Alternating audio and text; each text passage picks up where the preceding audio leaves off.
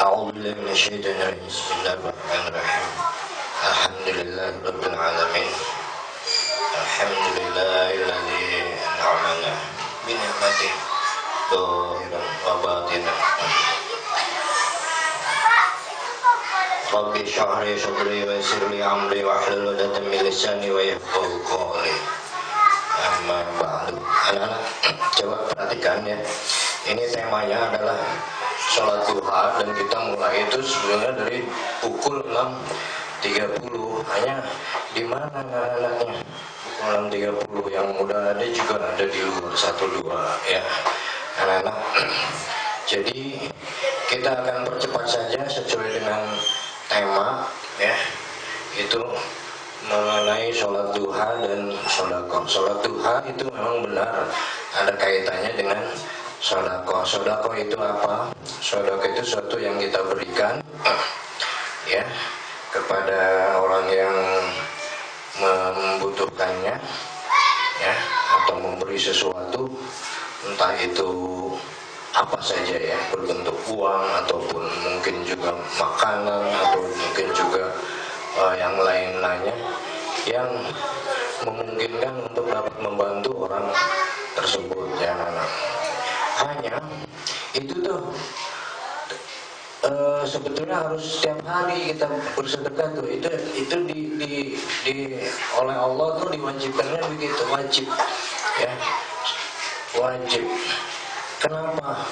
Sebab Bapak juga kan sering memberitahukan kalau 360 ya, 360 sambungan yang mesti setiap hari kita bersedekah, dan itu tentu tidak cukup ya. Dan sedekah-sedekah itu ada ya kebaikan yang terkecil ya. Perbuatan baik atau sedekah yang paling kecil itu apa? Kita pernah kenal ya, menghilangkan ya, menjauhkan rintangan ya di jalan, misalnya duri apa yang menyebabkan orang kemudian merintangin orang atau melukai orang ya, itu kita buang, atau rintangan itu kita jauhkan ya. Itu diantaranya itu perbuatan baik kita. Jadi sedekah itu adalah perbuatan baik kita.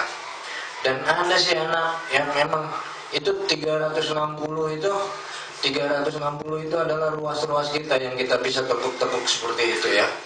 Dan itu kalau adalah engsel kita, ruas-ruas kita yang kita bisa kemudian bergerak ya, kanan kiri ya, atas bawah.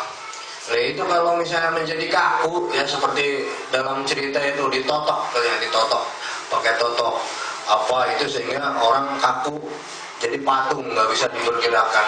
Dan orang-orang yang begitu itu ternyata ada ya, kawan-kawan Bapak juga ada yang sudah mulai begitu dan sampai wafatnya ada.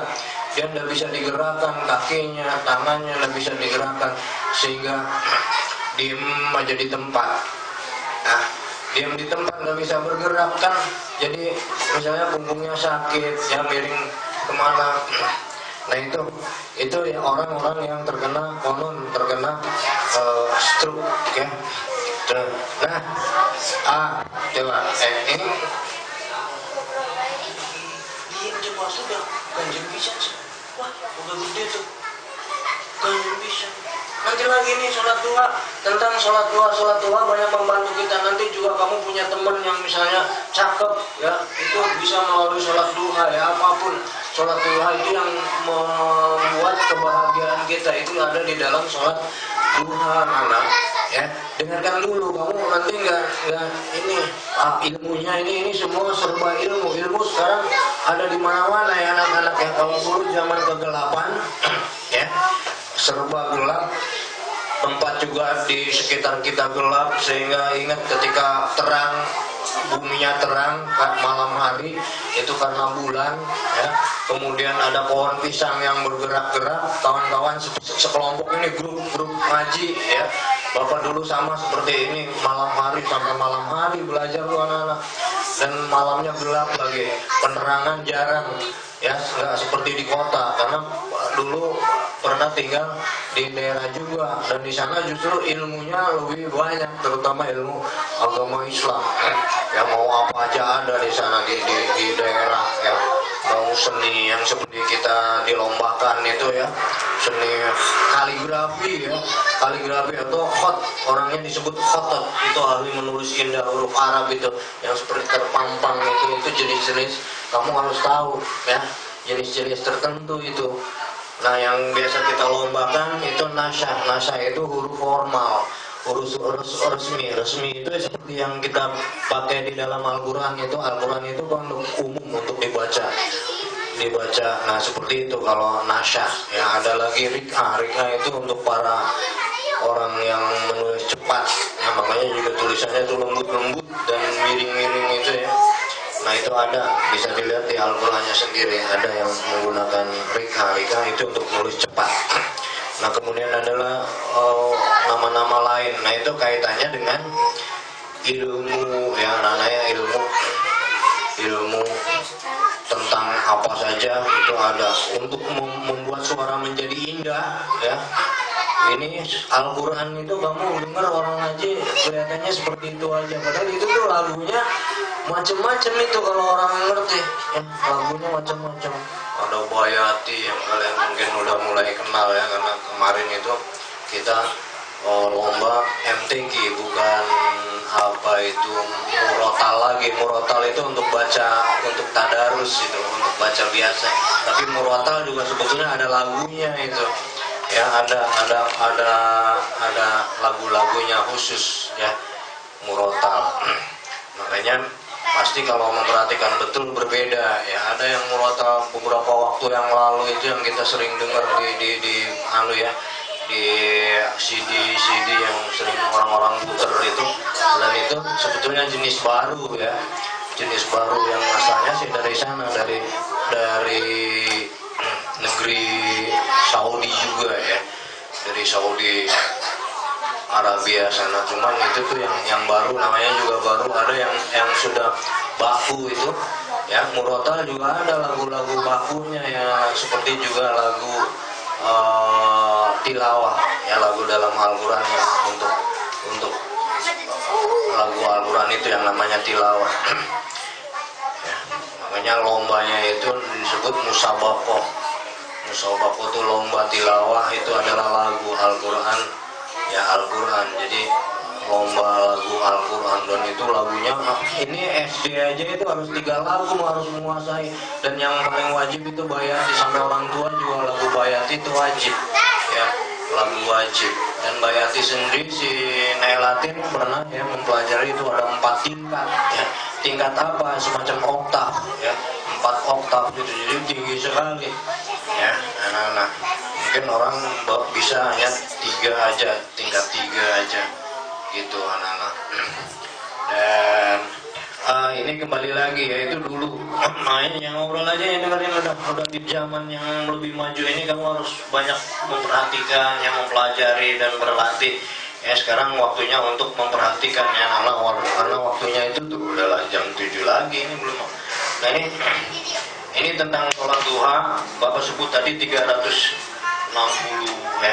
Sambungan apa? Tentu bukan saja syarat-syarat kita. Kalau itu engsel itu kan berkaitan dengan syarat dan genetik kita ya. Tapi itu akibatnya menyeluruh. Sebab kalau kamu ada yang tidak nyambung saja misalnya ya, anak yang tidak nyambung syaratnya, ini dugaan Bapak ya. Tapi kemungkinan sekali seperti itu. Misalnya kamu ya, coba aja lihat di anak-anak sekolah luar biasa itu bagaimana, ada yang mungkin miring, ada yang jalannya bagaimana. Itu karena apa? Karena syarat-syaratnya tidak nyambung. Kamu beruntung sehat, dan ini kita pelajari, dan supaya kita tetap sehat. Nanti kalau kamu udah besar ya, menjadi anak yang sehat ya, anak yang sehat, anak yang berguna ya, kemampuannya, ilmunya ya, keterampilannya. Dan anak-anak yang namanya sehat juga ya, yang perempuan mungkin keren ya, cantik-cantik, bulat ya, wajahnya ayu, yang lelakinya juga itu keren, cakep. Nah ini Bapak suka sekali seperti itu. Dan pinter itu bukan pinter untuk apa ya, tidak baik ya, bukan, tetapi untuk berguna bagi apa itu yang sering orang tuliskan di sana. Juga ada tulisan yang berguna bagi sendiri-sendiri, juga bagi di sekitarnya, juga sampai ke yang lebih luas lagi, ke negara dan terutama sekali agama. Kalau nggak ada agamanya itu nih seperti kita, tidak seperti kita sekarang ini sebetulnya mempelajari agama juga ya anak-anak. Ya ada yang negeri yang tidak boleh beragama tuh ada, tapi hancur aja negeri itu, bikin kapal, ya, bikin pesawat untuk menembus angkasa raya di sana, gagal lagi mas, itu ya. Menda apa itu cerita apa? Nah akhirnya negerinya ada tembok yang itu mengandung apa ya, mengandung negeri yang tidak beragama itu, kemudian temboknya hancur. Kamu pernah mungkin dengar tembok Berlin itu, Jerman itu antara yang tidak beragama dan yang beragama, walaupun agamanya Kristen, tetapi ya mirip-mirip sih ya. Gitu anak-anak. Tapi yang lebih beruntung lagi kita agama Islam ya, karena kalau kita perhatikan coba saja apa ilmu yang ada di dunia ini kaitannya erat sekali dengan, kalau jujur ya, ilmu itu harus jujur, itu kaitannya erat sekali dengan agama Islam ya. Orang Islam pertama buat jam, orang-orang bule sana masih primitif ya, ketinggalan, dikasih hadiah jam oleh orang-orang Islam ya, rajanya dikasih jamnya dikira ini benda apa yang dia menakutkan ya, dikira benda setan, padahal jam itu untuk menghitung perjalanan matahari juga. Karena kita inilah makanya Bapak sering gambar-gambar ya, karena kita ini kalau kamu sholat ya, ya itu kamu berarti dalam orbit ya, dalam orbit. Karena apa? Karena si siapa itu yang Bapak tanya, siapa yang guru aja tuh, siapa anak laki ya, siapa ya? Bukan itu Bapak tanya apa? Ya karena berputar kan, buminya berputar. Putar apa?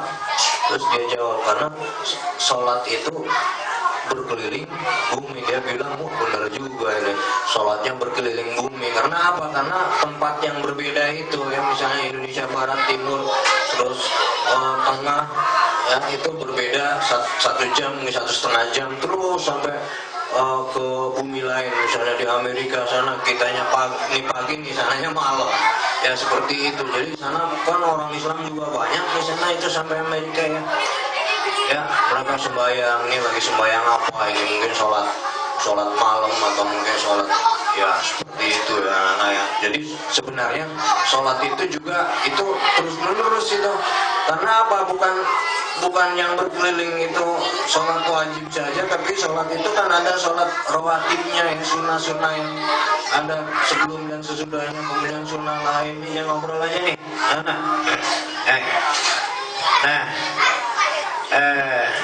ini jadi belum lagi kamu berzikir apa ya, berdoa apa orang ya. Ini mungkin kamu sholat malam. Nah diantaranya juga sholat duha nih, nanti bentar lagi sholat duha. Duha itu nih ya, pada setiap manusia diciptakan ada 360 persendian, dan seharusnya orang yang bersangkutan pemilik sendi